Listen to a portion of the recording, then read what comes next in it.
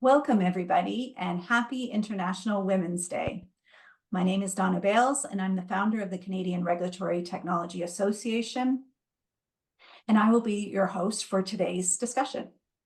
This year, International Women's Day theme is Inspire Inclusion, focusing on how we can forge a more inclusive world for women. That could be diversity of leadership, decision-making, and it just generally how to achieve more gender equality. We all as women have a role to play. I'm really looking forward to today's conversation.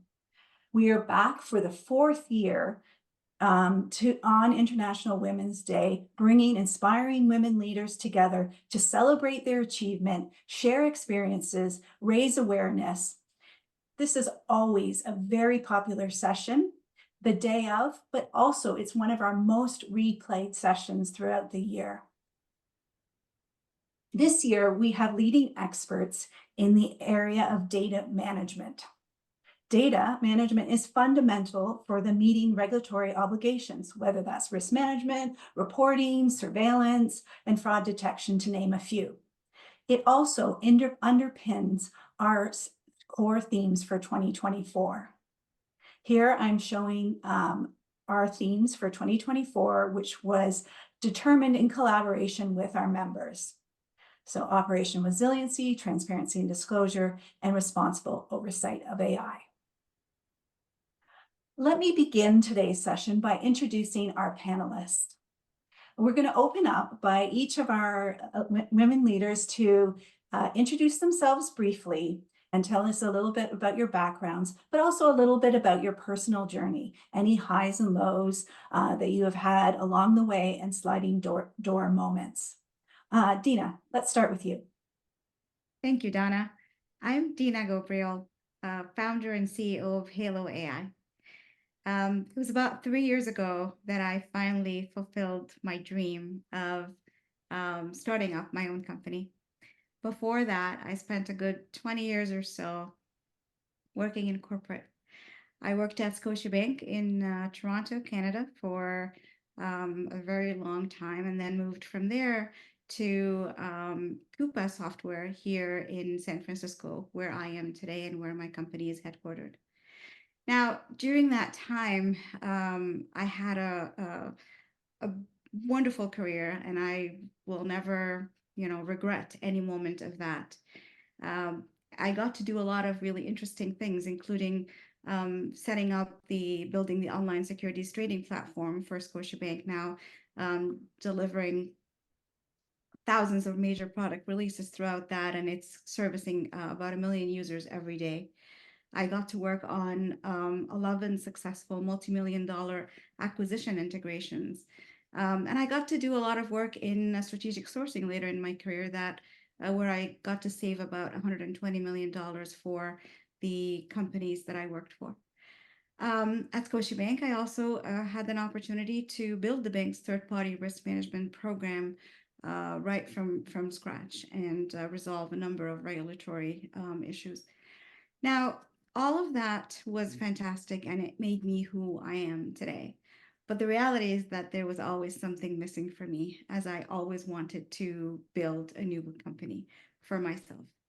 When I was about 12 or 13 years old, my father, who had worked in 7-Up bottling company in Dubai, actually left his CEO role and started up a new company. He built multiple factories and spread those across the Middle East, made millions of dollars. But what really left a big mark on me is how he got there, and the fact that he was able to build that whole team from scratch and actually impact people's lives. And that's what I really wanted to do. And of course, as a young graduate, I got out of school thinking, that was what I was going to do. And I'd just gotten degrees in economics and computer science, and immigrated to Canada. And of course, very shortly after I landed, I realized that my degrees and my passion were absolutely not enough for me to break through and do the things I wanted to do.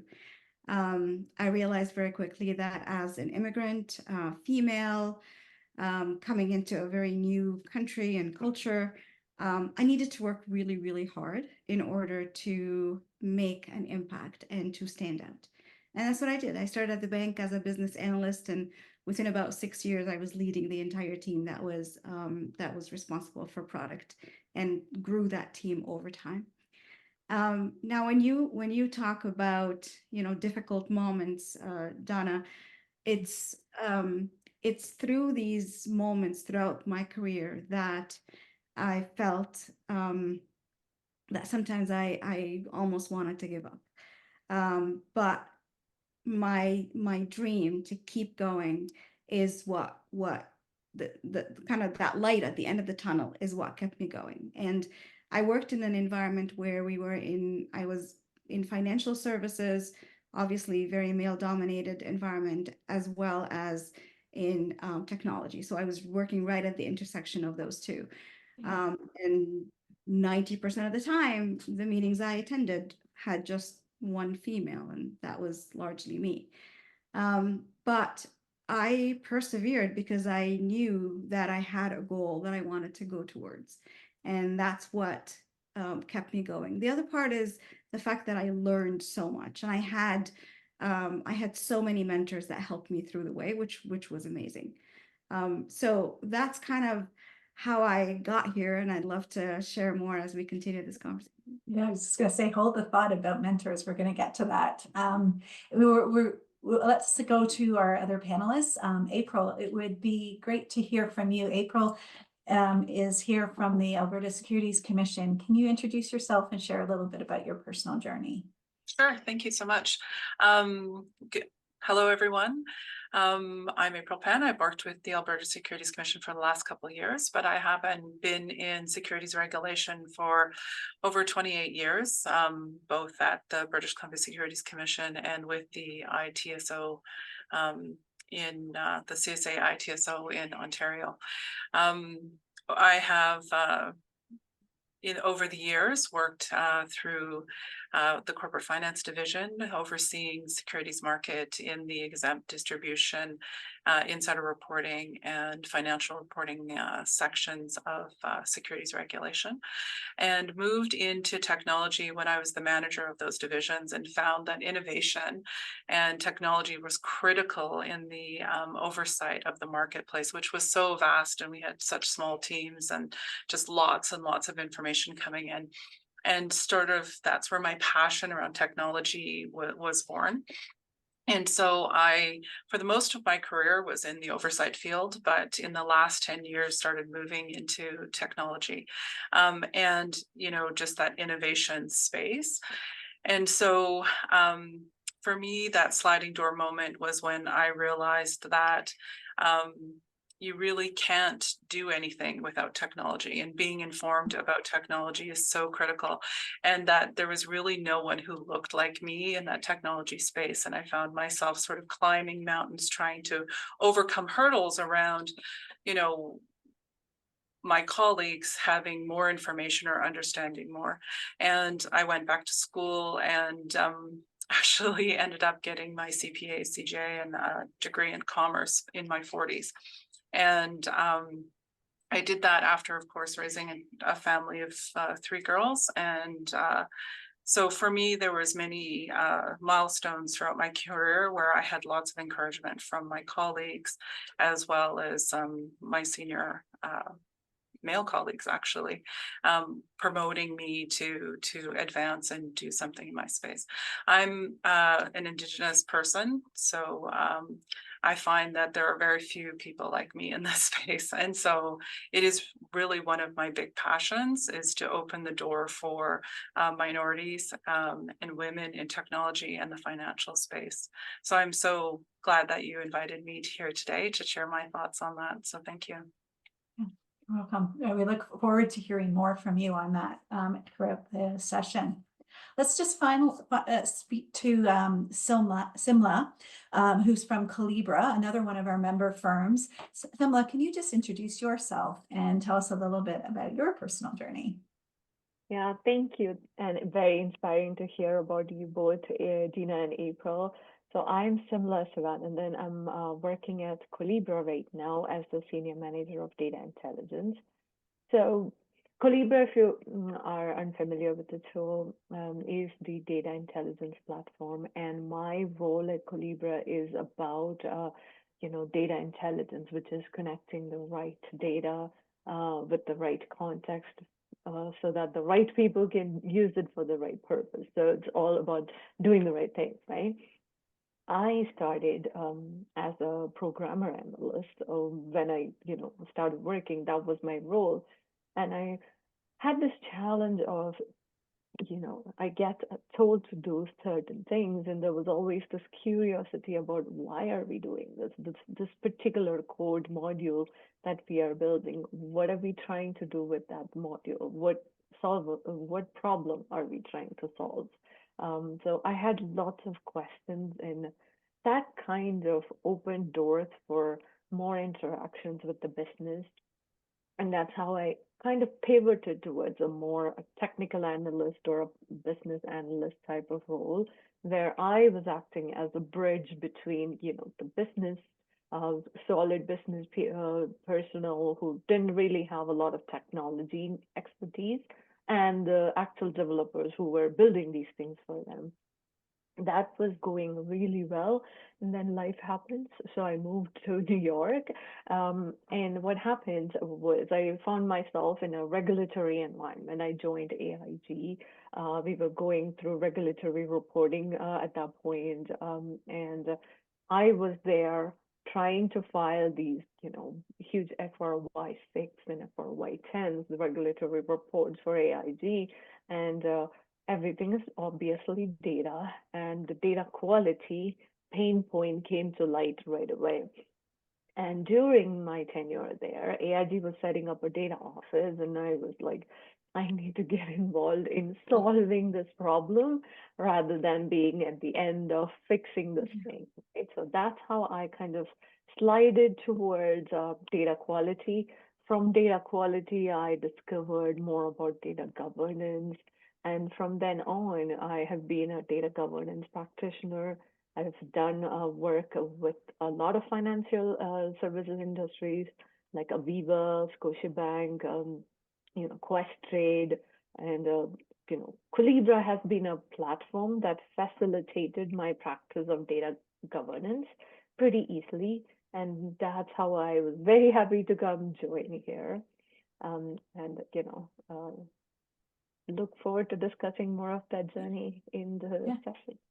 That's great. No, thank you for these great journeys. Like we all have our own way, own paths, and when April was talking about when she realized technology, was just here to stay. I remember when I was building products, and I remember when I realized that I couldn't build a product without understanding the regulation. And that was a sliding door moment for me. And that I can completely remember when the penny dropped there, because it's like, we've all had like quite long careers, and we haven't always been the senior leader in the room. We've had mentors that have helped us along the way. Can you all just speak a little bit to who has inspired you throughout your career? Maybe just highlighting one or two individuals that really inspired you. And maybe some, because you're right there on the screen in front of me, why don't we start with you? Sure. So I always say, mentors are like all around us. Like you don't need to find one mentor. There are obviously business mentors, but then there are, personalities like Oprah and Michelle Obama and, Brené Brown. So in my approach, professionally, always the senior leaders, there are kind, female leaders who are always watching out on your behaviors and the way you deliver certain things, right? It's all about that. When you're in a work environment, it's all about the quality of your work and also the way you deliver it without putting anybody down, without taking stabs at each other. So there are so many female leaders. They inspire us to do that. Like Michelle Obama says, when they go low, we go high. So I live by that mantra. And a lot of podcasts, like listening to these leaders, they share a wealth of wisdom in all of these podcasts that help us. Thanks. Thanks, Simla. April, how about yourself? For me, I've had so many great female and male mentors throughout my career. I've been very fortunate. But I think for me, like some of my direct colleagues, people sort of within my direct sphere, women who, became members of my community, were the ones who cheered me on and, called me out when I needed to be called out and inspired me. But not to sound cliche, but I think the most influential role model that I had was my mother. She overcame extreme poverty to help me and my sisters have a lot more opportunity, and to put us in a space where we were actually able to take advantage of those opportunities. And so she really instilled in me that understanding that I determined my own boundaries and I set the guardrails for where I'm going, and that my options are only really limited by what I believe that I can achieve, and that there's always roadblocks and challenges and people who try to take you down or bring you down, but that she really helped me understand that everything that I have within me and my toolkit around me and my community is all I need to overcome those things. And for me, that really kept me going and kept me inspired, that the people that came before me and the journey that she took to get to where she was inspirational for me, and really just made me believe that although things happen in unexpected ways, and sometimes the goals that you set for yourself or the path that you set for yourself, you find yourself looking back thinking, wait a minute, how did I get where I am today? You can achieve your goals in unexpected ways. And I think that's, from her was an inspiration for me, was that, your journey is the one that you take, and you're not always going where you expect, but sometimes you find yourself in a much better place. Yeah, So that acceptance almost of your journey. that's right. Yeah. Dina, how about yourself? Just April, that was incredibly inspiring, and there's nothing cliche about it. I honestly, I can honestly say that my father was my inspiration throughout my life. He worked so hard throughout his career, built all this empire back in the Middle East, and then left everything behind and came to Canada. All he had left was to just kind of get an apartment and get us in there. And his main goal for actually immigrating is to, find a better place for his family where there was more respect for human rights. That was the main reason he left the Middle East, and he didn't care about having to leave behind everything he had built. And he came to the US, to Canada, and started from scratch.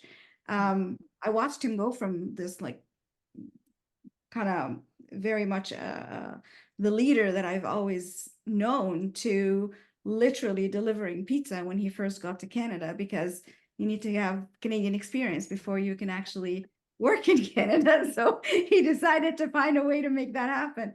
And he didn't see that was, beneath him or anything. He just did whatever he needed to do.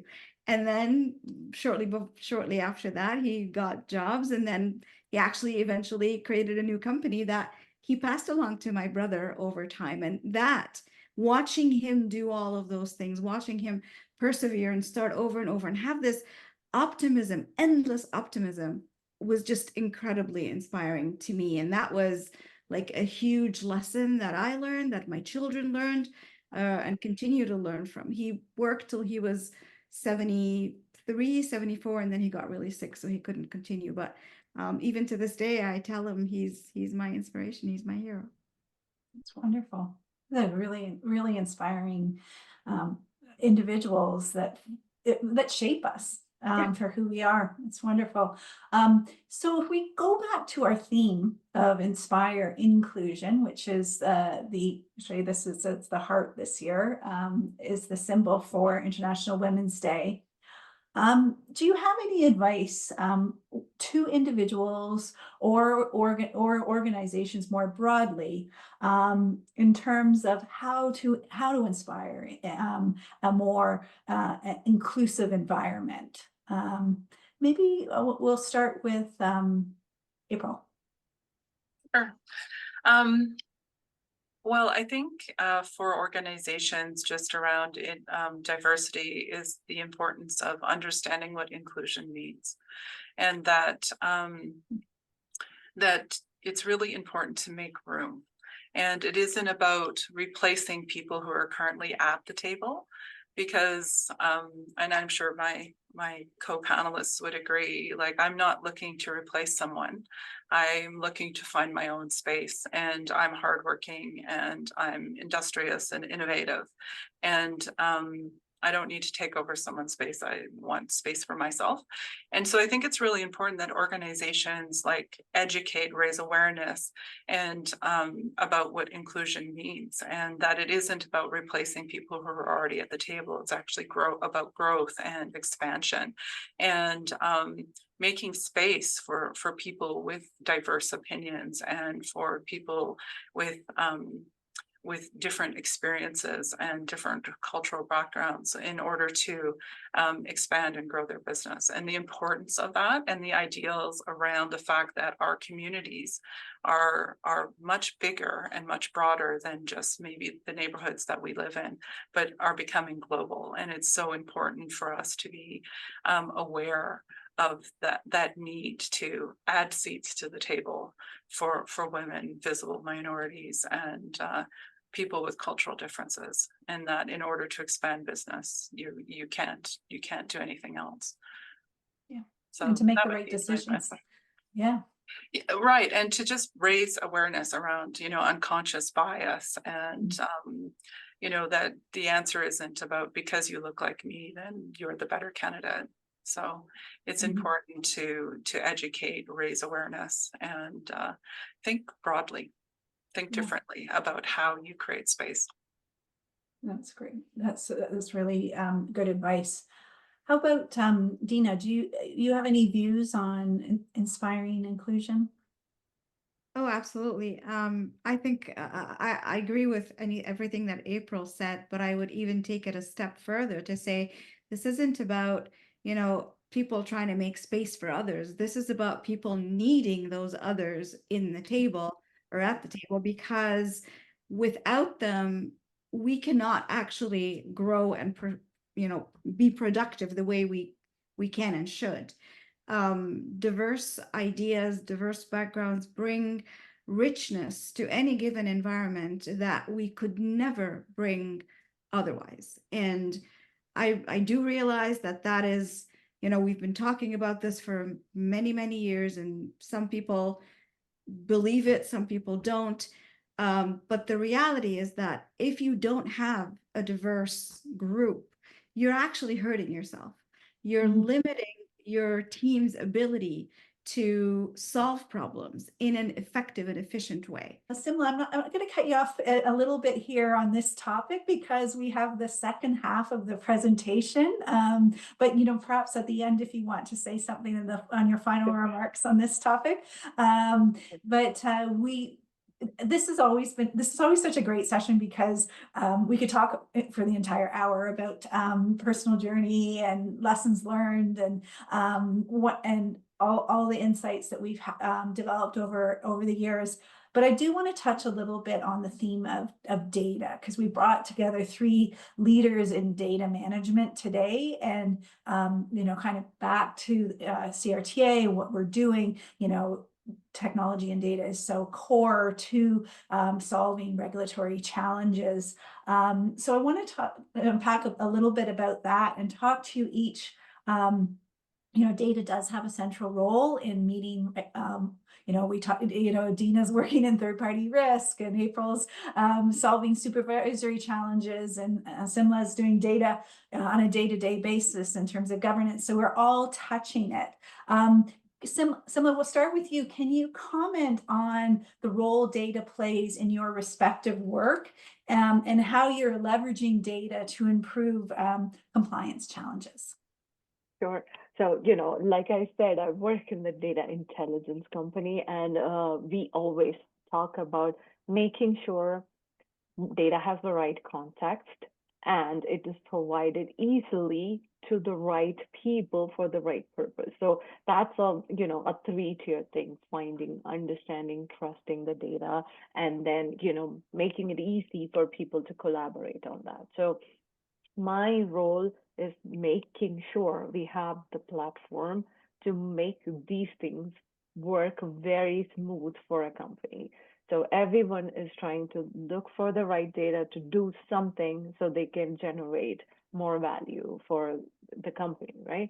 So I support that infrastructure.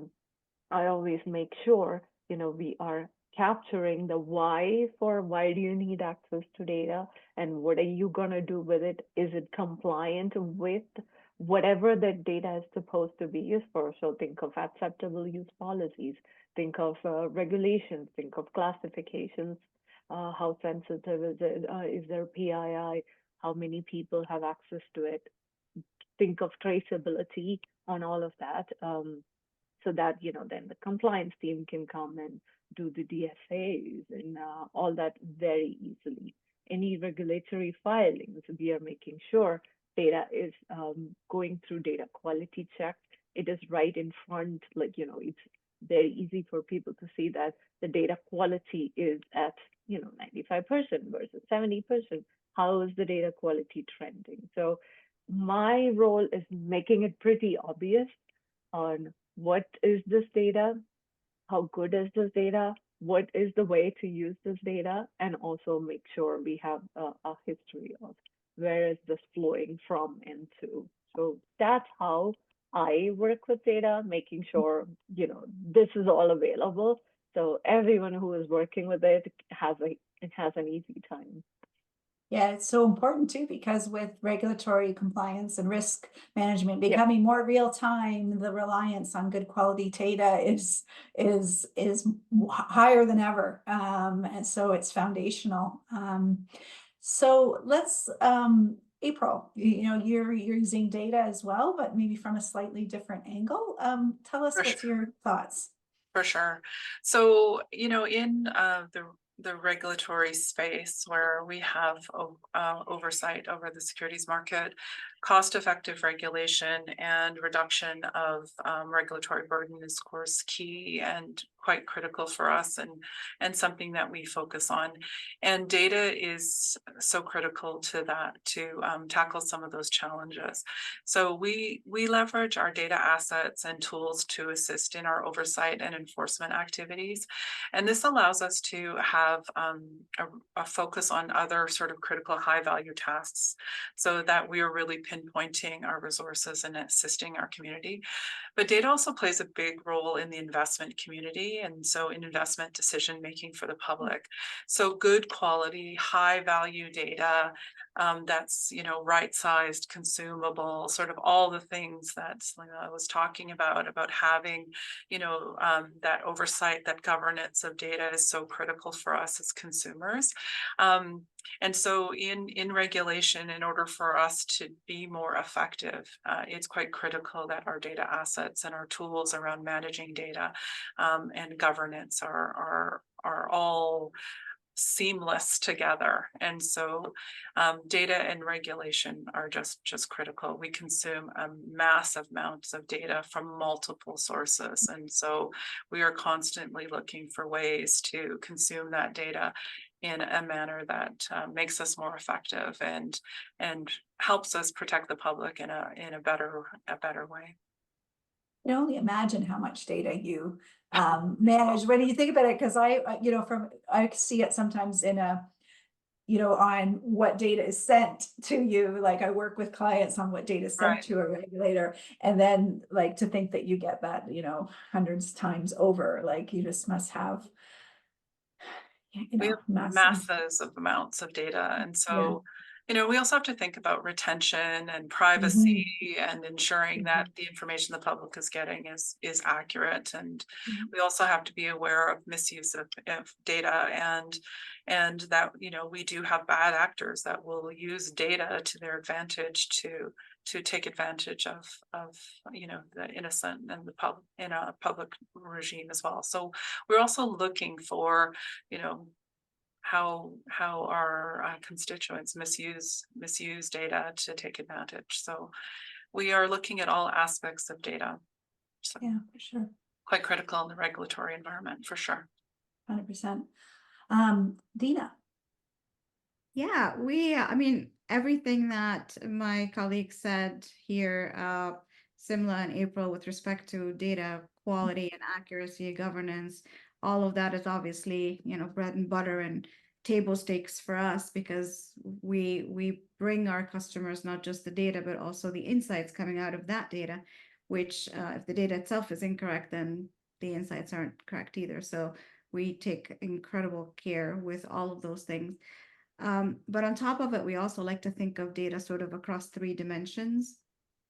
One being a bit more of a diagnostic / descriptive around the lines of, what is the data telling us right now? How can we understand the what and why of that data and try to figure out what is actually going on in the moment? And then there's the next part of it, which is, trying to figure out, okay, what is this data telling me in terms of trend, and figuring out, more in terms of a predictive analysis way. Like what is my cash flow going to be in the next whatever, or what do I need to forecast for, or how is this company going, or is it expected to pay their bills in the next, this many months or years. And then we take it a step further with AI, and that is where it gets really interesting, because now we can actually look at those historical patterns and predict the future in ways that are actually quite eerily accurate. And it was quite interesting to see how those predictions actually come true. So when when the models say something bad is going to happen, if you sit at this level, within 2 months or whatever, something bad does happen if you actually don't remedy. So we sort of think of it within the context of these 3 dimensions. But then what we're also trying to do, as you all know, the third-party risk management world today, I like to think of it as, TPRM 2.0 is what we have right now, with a lot of tools that are largely fragmented, that are very reactive in terms of, I'm going to fix something after it breaks, but I don't necessarily know what happens, and when it's going to break or might break. We're also using very ineffective tools in terms of, a lot of manual work, a lot of workflows that have to, questionnaires over questionnaires, over questionnaires that all have to be answered, and so on. And then, of course, there's this whole advent of data security challenges, like you just said, and emerging risks with things like, climate controls and ESG and a bunch of other elements that didn't really fit into the third-party risk programs of the past, but they're now becoming, they're becoming part of the regulatory requirements, let alone, some people trying to do the right thing. So what we are doing within kind of our company, and I like to think of it as kind of doing our part for not just for our business, but also in general for the industry, is kind of moving our customers from this context of TPRM 2.0 to TPRM 3.0, where we think of it as, okay, it's not a reactive world anymore. It is actually proactive. We can utilize data to allow us to see a little bit into the future, not exactly a crystal ball, but getting close. Moving from, the static world of I'm gonna evaluate the customer today, snapshot, and then I'm not gonna touch them again, or not customer, sorry, vendor. And then I won't touch them again in another 6 months or a year. Well, that's a thing of the past. Now we're monitoring on a daily basis and using data to allow us to do all these things. And we're also moving away from the siloed pictures of looking at a different piece of information, whether it's financial viability or ESG risk separately, or cyber risk separately, or data security separately. We're all bringing it together and then producing a single score that the audience or the customer can actually wrap their arms using that data, actually get the insights and the outcome from the data as opposed to just the data itself. And then, of course, moving from the manual questionnaire building, now that we have natural language processing and LLM models and other ways that we can utilize to actually pull information, we're doing that, pulling data information out of documents and actually completing the questionnaires on behalf of our customers. So they don't have to spend all their time doing that. And it's very, very close to what you're saying, April, in terms of, okay, what is the most important piece that we need to focus on? And that is what we, serve up to our customers so that they don't have to worry about all of this massive amounts of data behind the scenes. But that's kind of how we look at data and how we work with data to bring value to our customers. Okay, great. Thank you, Dina. And you mentioned in your answer there, you're about artificial intelligence, which is a real good segue because artificial intelligence, we can't get away from it now. It's part of our everyday lives. But in order to get a successful outcome, it is very dependent on the data, how your model's trained, and the data that's used, the data quality of a successful outcome is highly dependent on the data. So coming back to our theme of inclusion, which maybe we'll just start with you, Dina, but keep it a little bit short because we're almost towards the end here. But just so that the other two can speak. But just what would your advice on how to bring diversity into the team to ensure that you get successful outcomes in your AI models? You hit it right on the nail, Donna. Like, one of the most important things that we focus on is ensuring that our models are trained in a way that does not promote bias. And one way of doing that is by using data that is not biased and using talent that can understand how to train the models on data that is not biased. It all feeds into itself. And those are some of the things that we try to do. We also try to make sure that we have full transparency. And you mentioned Simla as well in terms of audit controls and a good understanding of how the outcome is produced so that we can backtrack, and if something goes wrong, we can always find where the source is and fix it from there. And the models are continuously learning. So as we're getting feedback from customers and from the usage of the data itself, it gets better and better over time. Yeah, Simla, do you have anything to add on? Because you're, right in the thick of things in data governance and stuff. What's your advice here on creating diversity? So two things, right? One is about the model, making sure the model itself is not biased. So we have developed a very inclusive process on reviewing what goes into the model and what is the model doing. We call it AI governance. It's a collaborative process across the organization that people are looking at it.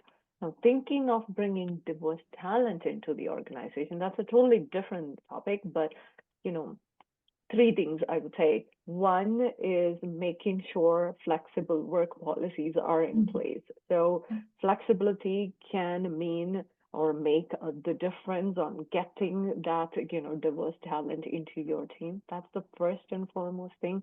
Just make sure people are supported to do the best work. That's all there is. Next one is reviewing the job requisitions. When you are looking for talent, make sure you are only asking for what you really need.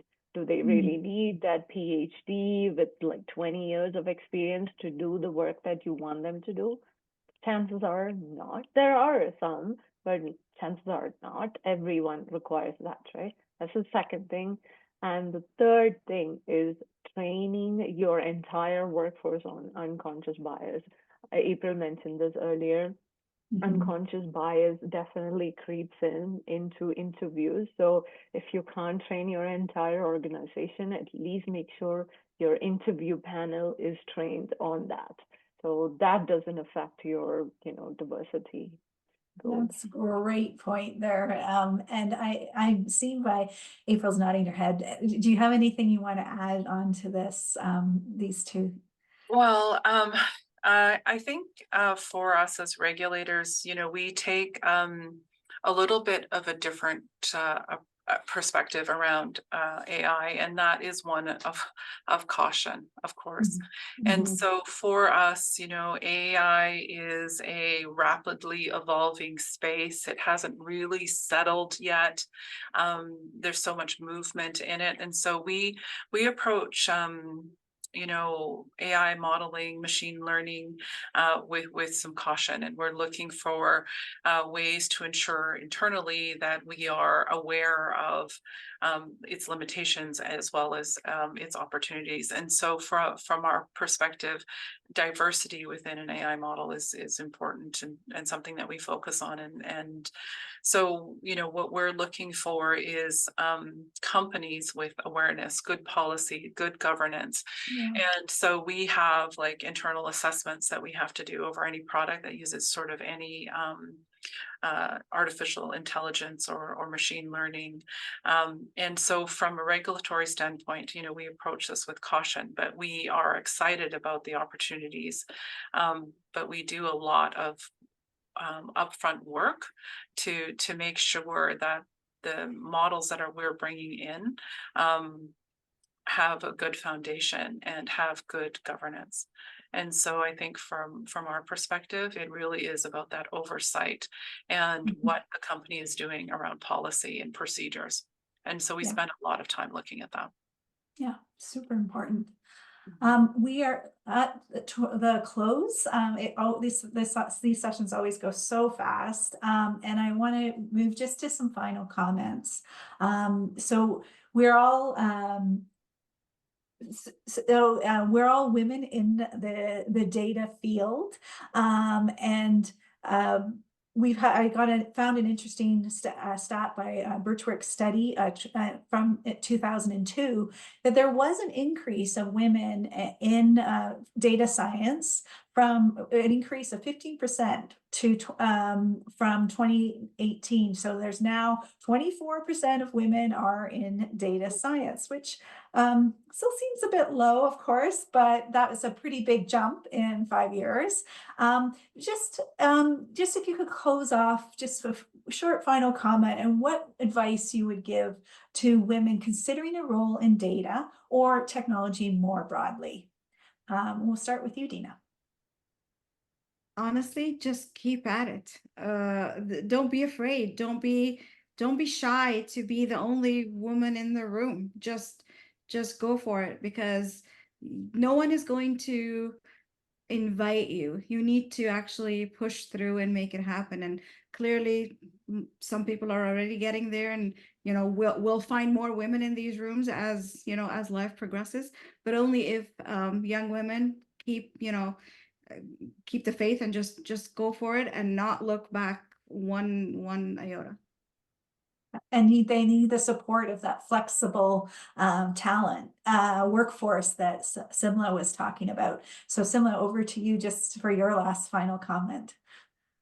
I think I would say build meaningful connections in that process. So that is going to help you get through those challenges. They are sure coming your way, but build those meaningful connections. They'll be there to support you, find your mentors, own your space, and that's it. You'll be okay. Perfect. And April, we'll close off with you. Okay, great. I think I have two pieces of advice. One, very similar to what Simla said, is find a community of like-minded people in your workplace, and lean on each other, and don't focus on complaining about changes. Actually affect change. Do something about it. And then the other would be like, don't build fences that block you in. Like, make sure that your boundaries and guide rails that you put for yourself are about moving forward, not blocking your path. And then the second thing I'd want to say is to women in technology. Reach out, reach down, pull up, make space. Like, it is up to us to be mentors, to look at the women around us and open doors for them, to explain what it is we do and how we may have come from spaces that had nothing to do with technology, and that, you know, that we're opening doors and windows and crevices and helping raise up our youth and other women, and not thinking about this space as just trying to find space for ourselves, but to actually broaden the horizons of others and speak out about the opportunities that are here in technology and how exciting it is. So And it is exciting. There's nothing that's moving faster right now. that's right. Right? Exactly. Like, it's a really exciting career, and those were really great final words to leave on, and really great advice from all three of you ladies. Thank you so much for your time today. This was a great discussion. We could have probably talked for another 2 hours. But thank you so much for the audience for joining us today. And visit our website if you're looking for future events of the Canadian RegTech Association. Thank you.